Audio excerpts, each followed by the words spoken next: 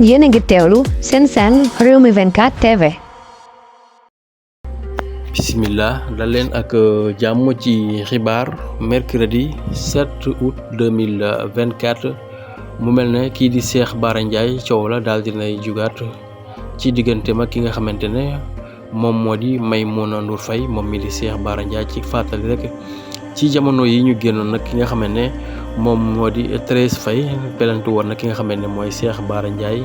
ngir ay kàddu yoo xam ne Cheikh Bara Ndiaye yëkkati woon na ko di xamle ne moom mii di Thérèse Faye daal yorul woon dara da doon luye kon tey jii bu yoree nag ay terrain ak ay kër loolee alalu askan bi la loolee taxoon kii di nga xamante ne rek moom mooy Thérèse Faye yóbbu woon ko ci yoon waaye mu mel ne diggante Cheikh Bara Ndiaye ak Thérèse Faye kon jamono yi diggante Cheikh Bara Ndiaye ak Maimouna Ndour Faye la ñuy wax ndax moom mi nga xamee ne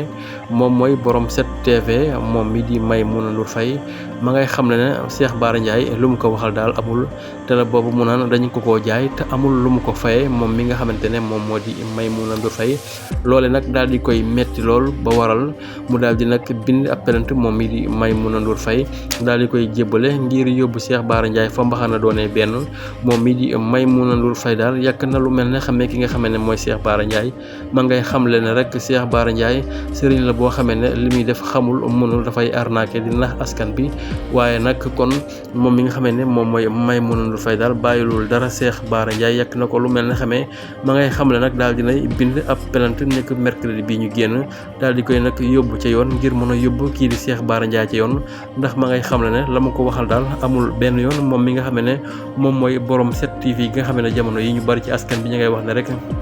télé bi nga xamante ne daal daf ko yore fi mu toll nii